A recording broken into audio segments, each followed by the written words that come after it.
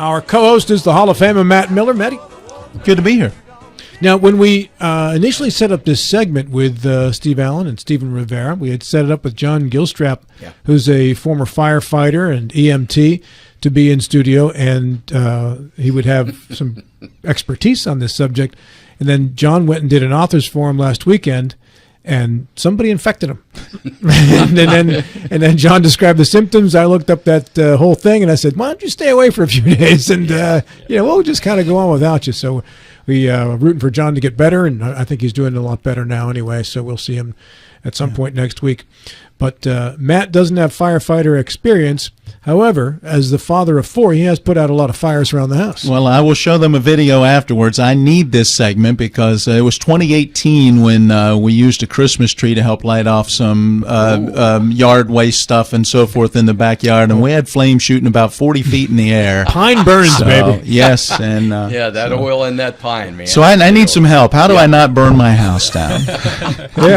Well, your kids, actually, now they attended public school in Berkeley County? Actually, we homeschooled. Homeschool? Man, so they missed out on all of the training that we've done. Yeah. Since the late 1980s, I was part of a team that we went into the schools, into all the elementary schools, kindergartens and first graders, and you're talking about 2,000 kids each year. And that's why I was asking you if they went to public school, they would be coming home saying, Dad, we need to have a plan. Dad, where's our smoke detector? Dad, let's test our smoke detectors. Dad, don't light Christmas trees on fire. Well, yeah. Outside. It was outside. Don't put a frozen turkey in the deep fryer as well, things like that. But I was privileged to be a part of the team. We went to we contacted the city of Martinsburg. Doug Fellers was the fire chief then. I don't know if you recall Chief Fellers, but he assigned several of his firefighters to go out with me to all the elementary schools in Martinsburg and Berkeley County, and we actually did a presentation to the school board to get their approval of it. And so we went out every year and trivia. And I'm doing the John thing here with y'all. Trivia. When was the Great Chicago Fire? 1906. Okay. Well, that was Boston. Never mind. Boston, there you go. Yeah. How about it started on October 8th, 1871. And so each year, Fire Prevention Week is that week that has October 8th in it. And that's why every October we're out in Berkeley County now. They're out in the schools, and it takes about 3 weeks because of so many kindergartners and first graders. That was the lady's cow that knocked the gas lamp over into the straw. There you go. Right? There you go. Yeah, Mrs. O'Leary. Mrs. O'Leary's cow. Yeah, those Irish. Mrs. O'Leary's fiery cow. People. Yes. Yep. So. We were privileged with that ability to go out into all the schools. And what was interesting, toward the end of my tenure in Berkeley County, I was going to schools that the teachers were saying, I remember when you came to my they were students. So you're talking, 20 plus years. I heard someone on the show yesterday, I believe she was talking about, or maybe the day before yesterday, talking about her kids were having kids, and she was seeing that second generation. Yeah, that was the Jefferson County Counselor of the Year. That's correct. Yes, yes, exactly. So I can appreciate that. Yep. So anyway, but I wanted to point that out that many of the parents were always coming up to me. Mr. Allen, I'd like for you to know that my child came home and wanted to know why we didn't have a plan, why we didn't have our smoke detectors tested, and things like that. Don't smoke in bed. There you go. Yes, Stephen. Yeah. So, they say it takes you have about 2 minutes after a fire starts to safely exit your house. So really, you don't have a ton of time. And so that's why it's so important to think ahead of time of what you're going to do, how you can prevent it, and how you can prepare yourself and your family. There's a lot of ways we can go with this conversation. One thing that's just super important is having smoke detectors, right? It's a simple thing, but yet it's so, so important. I was reading the other day that 50% less likely to die by a house fire if you have working smoke alarms. Like, that's a huge statistic, right? And it's something so simple that we all can do. How many do you need? We have, for instance, when the builder did my house, there's one in every bedroom, and there's one in every hallway on every level. And they're all combination carbon monoxide smoke detectors now. They weren't when he first put them in, but when I replaced them, I replaced them with it. Do you recommend that too? Yeah. So again, on every level of the home, even in the basement, sometimes that's forgotten. It's important also to have it in the room you're sleeping in and outside the room you're sleeping in. So again, every level, where you sleep, outside of where you sleep. It's also important to check the batteries. Replace those once a year. It's commonly recommended to test them monthly. There's like a button on there you can hit just to make sure it's still working. Also, you should replace them every 10 years, like the whole unit, just to make sure they're still working and updated. Yeah, because they've got about a 10, 11-year lifespan, don't they? Exactly. I think I'm on my the third new ones. set. New ones now. Yeah, and they have the batteries, the ones that are battery operated. Those batteries are good for 10 years. So many of them now, you'll have all one unit, and you can't even replace the batteries. Right. Some of the older ones, then you can replace. Those were a pain in the butt because they would always go up at 3 a.m. As a matter of fact, if you talk to my wife, it's only been a couple of weeks ago now. Our smoke detector was beeping in the middle of the night. Of course, that thing is batteries get low, or also any dust or anything like that. If you have any dust in the house or pet dander and things like of that nature, that will set off the smoke detector. So I'm out trying to find some of the spray, canned spray or canned air to blow out the smoke detector and so forth, just so that I can reset, because we have an alarm system that automatically goes into a central location and alerts the authorities. So very good. But it's important. Yes. Yeah. So again, those are so important, but that's only half the battle. You have to have a plan then to escape once you hear those smoke alarms go off. And so one thing you want to do with your fire escape plan is identify 2 exits in every room. So again, go over with your family, see where the windows are, where the doors are, and just make sure everyone knows how having 2 ways to escape. So maybe you might need a fire safety ladder in like an elevated story in the home if you need to get out a window. So again, it's just thinking ahead, identifying those escape routes, and also having a planned meeting location outside the home. Because if you all go separate ways to escape, you're going to wonder where each other are. So if you have one meeting location, you can identify who's there. How many, did you have raw stats on how many house fires you have in Jefferson County every year, Steve? No, we can get that information, but I don't have that to present. Is it a couple or is it an alarming number? Oh, the number of house fires, you have a large number of residential fires. What causes most residential fires?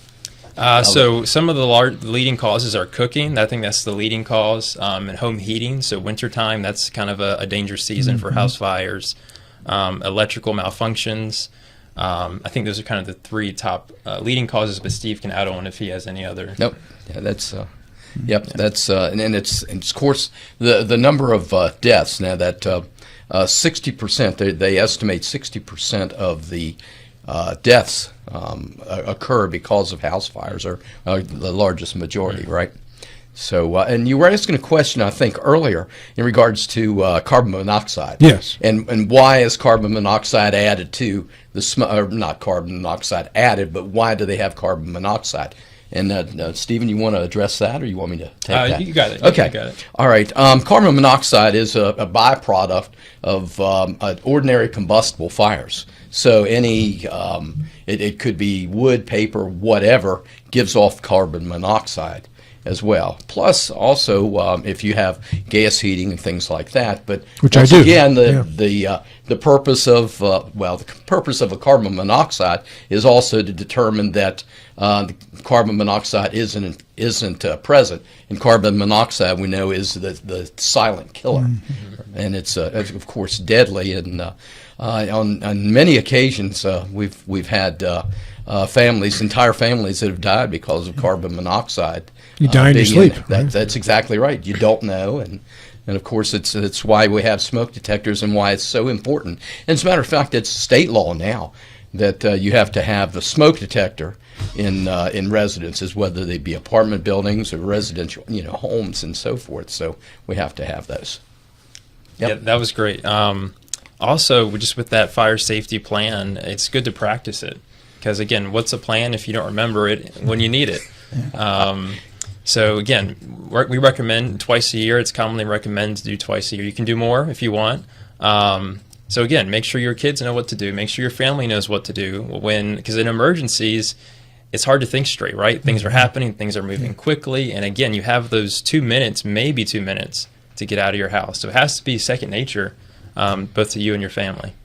How about fire extinguishers? And you mentioned a lot of house fires come because of cooking. So I'm in the kitchen. I'll give you an example. As a teenager, parents are gone. I'm watching some ball on the TV down in the living room. I go up to the kitchen. I turn on the stove to make soup or something, and I smell smoke and I'm like, wait a minute.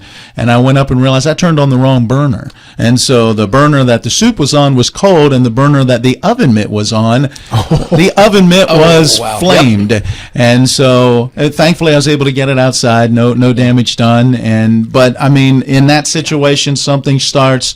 What's the importance of a fire extinguisher and being able to try to get that out quickly? When you eat an oven mitt, do you usually eat it well done, or this one was definitely well done. And I thought I was the only one that had those things occur. As a teenager, and it wasn't me going down and watching the ball game. There was actually a young lady that came out to visit, and I was out in the driveway talking to, and of course I never talk for a short period of time. I'm always talking. Stephen, you don't agree with that, do you?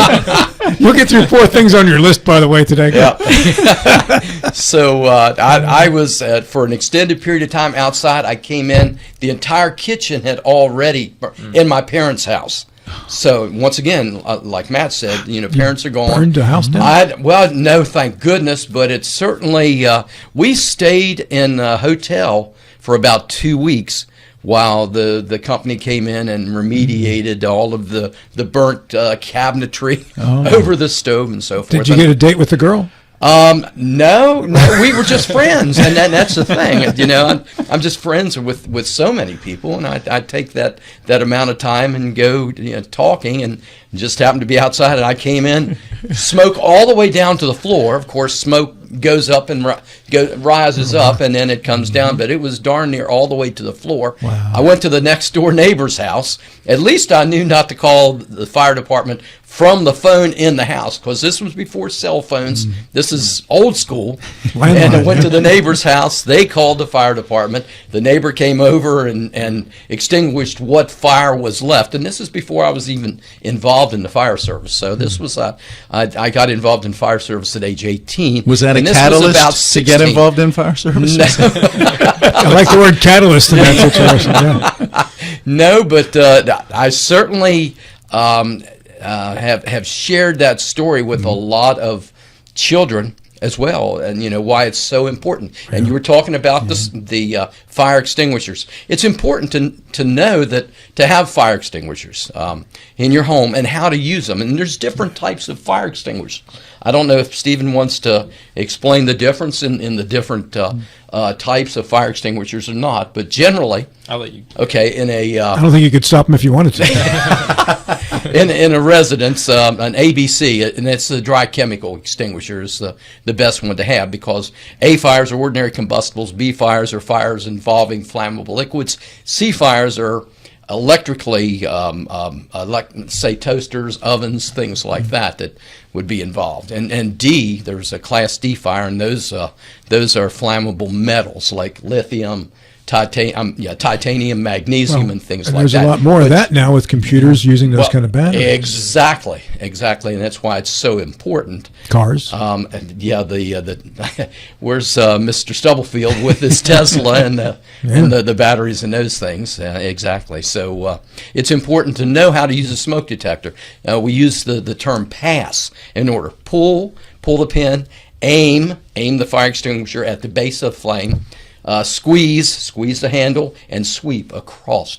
And that's how you use the fire extinguishers. And those are good, those powder ones for grease fires, correct? That's correct. You can't use water on a grease fire. Well, you definitely don't want to throw water on a grease fire.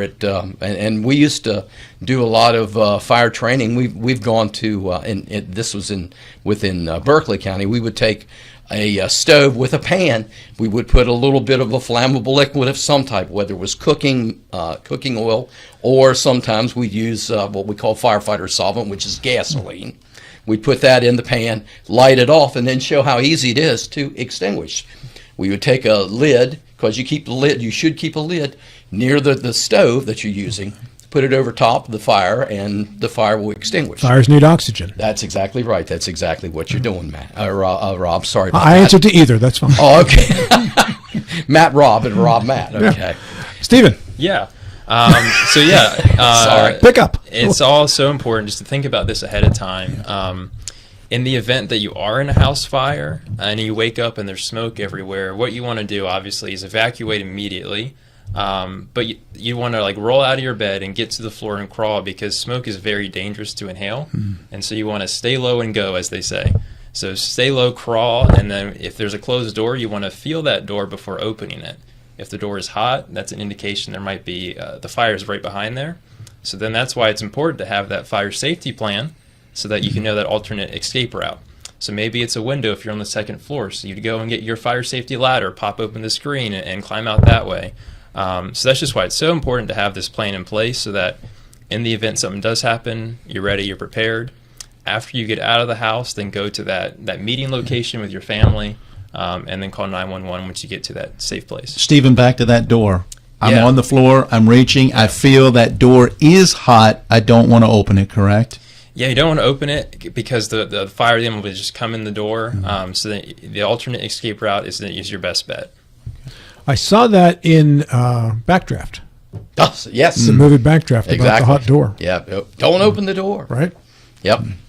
That's a good movie. If you haven't seen it, it's old. It's got to be 30-something years old by now. Yeah. That was a heck of a that movie. was my training films. We that one and Ladder. Go ahead. Sorry. Now, I was just going to ask, we talked about the smoke detectors and changing batteries and so forth. With a fire extinguisher in the house, how often should you have that tested, checked, or make sure that it's ready to go? Because I know we've been in our house for close to 9 years, and there's a fire extinguisher in the back of our house that's been there since we moved in. I've never touched it.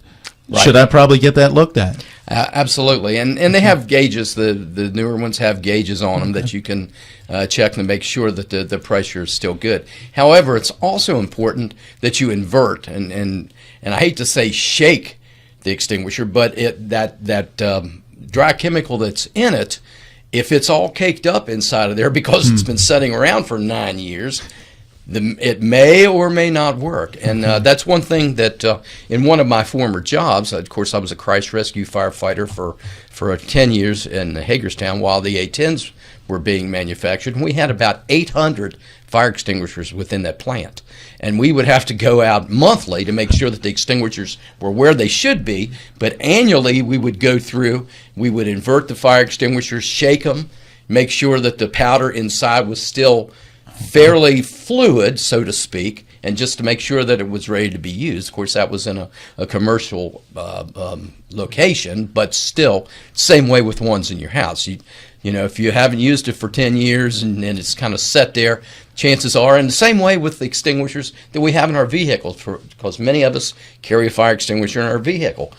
The vehicle is moving around a little bit, but it's still not shaking very much to keep that dry chemical loose in there. So he hadn't been in my vehicle. It shakes a lot. No, I'm just kidding. Maybe you should go slower. It's about 2 minutes left, Stephen. What is the best thing you got left that you want to make sure you get across?